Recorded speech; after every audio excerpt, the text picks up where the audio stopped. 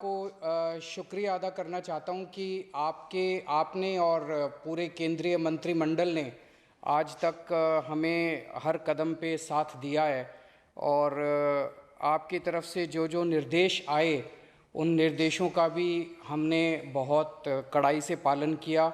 आपका हमेशा सहयोग मिला। दूसरा सर, इस वक्त दिल्ली के अंदर बहुत बड़ा ऑक्सीजन का क्राइसिस चल रहा है जिसमें आपकी मदद चाहिए। तो प्रधानमंत्री जी, सबसे पहले आपको धन्यवाद देता हूं कि केंद्र सरकार ने दिल्ली का ऑक्सीजन का कोटा बढ़ा दिया है।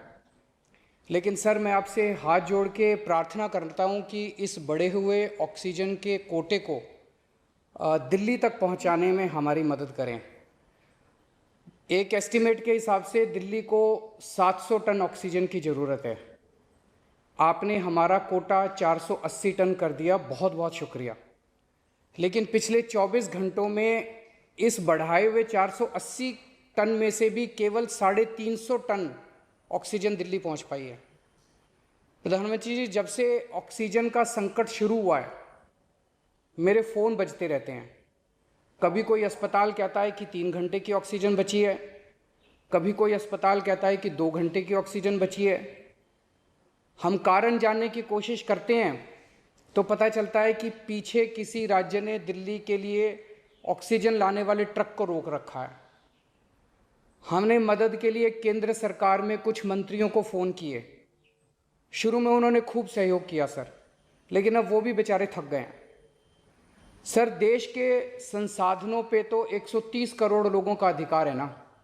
अगर दिल्ली में ऑक्सीजन की फैक्ट्री नहीं है तो क्या दिल्ली के 2 करोड़ लोगों को ऑक्सीजन नहीं मिलेगी? जिस राज्य में ऑक्सीजन की फैक्ट्री है, क्या वो दिल्ली की ऑक्सीजन रोक सकते हैं? ऐसे में हम क्या करें? सर, मैं आपका बेहद शुक्रिया अदा करना चाहता हूं कि आज आपने ये मीटिंग बुलाई है। बहुत सही समय पे ये मीटिंग बुलाई है। पर सर, मैं आज ये जानना चाहता हूं कि अगर आज या कल या किसी भी टाइम हमारे दिल्ली के किसी अस्पताल में अगर 1 घंटे की, आधे घंटे की, 2 घंटे की ऑक्सीजन बच जाए और लोगों की मरने की नौबत आ जाए तो मैं फ़ोन उठा के केंद्र सरकार में किससे बात करूं? सर, मैं ये जानना चाहता हूं कि अगर कोई राज्य दिल्ली के कोटे की ऑक्सीजन का ट्रक रोक ले तो मैं फ़ोन उठा के किससे बात करूं? हालत काफ़ी ज़्यादा गंभीर हो चुके हैं सर। हम अपने लोगों को मरने के लिए तो नहीं छोड़ सकते। हमें लोगों को ये विश्वास दिलाना पड़ेगा कि एक एक ज़िंदगी हमारे सबके लिए कीमती है। हम आपसे फिर से दिल्ली के लोगों की तरफ से हाथ जोड़ के अपील कर रहे हैं कि सर, तुरंत कोई कठोर और सार्थक कदम नहीं उठाया गया तो शायद दिल्ली के अंदर कोई बहुत बड़ी त्रासदी हो सकती है। मैं आपसे मार्गदर्शन चाहता हूं सर। सर, कुछ ही राज्य हैं जहां से मैक्सिमम दिल्ली की ऑक्सीजन आती है और जहां सबसे ज़्यादा दिक्कत आ रही है और जहां सबसे ज़्यादा हमारे ऑक्सीजन के ट्रक रोके जा रहे हैं। मेरी आपसे विनती है, अगर आप उन राज्यों के मुख्यमंत्री को एक बार बोल दें, फ़ोन कर दें कि हमारे ऑक्सीजन के ट्रक ना रोकें तो दिल्ली के लोगों को ऑक्सीजन मिल जाएगी। आपका एक फ़ोन ही बहुत है सर उनको।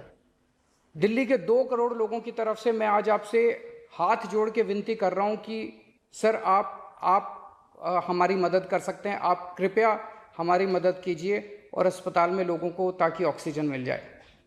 ऑक्सीजन की कमी के कारण अस्पताल में जो हालत बने हुए हैं वो अब देखे नहीं जाते। लोग बहुत ज़्यादा तकलीफ़ में हैं सर। पूरी पूरी रात हम सो नहीं पाते, नींद नहीं आती। इनका मुख्यमंत्री होते हुए भी मैं कुछ नहीं कर पा रहा। डर लगता है कि ऑक्सीजन की कमी से कहीं कोई बड़ा हादसा ना हो जाए। ईश्वर ना करे, अगर ऑक्सीजन ना मिलने से कुछ अनहोनी हो गई तो हम सब कभी अपने आप को माफ़ नहीं कर पाएंगे।